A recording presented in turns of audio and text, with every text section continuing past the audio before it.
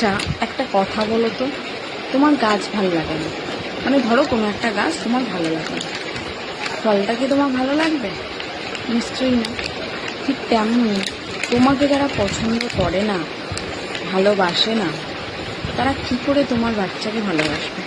সেটা একটু ভেবে দেখো তো।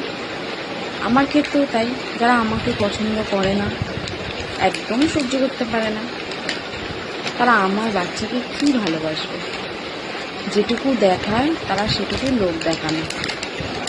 এটা আমি লক্ষ্য করে দেখেছি, তাই তোমাদের সাথে শেয়ার করলাম।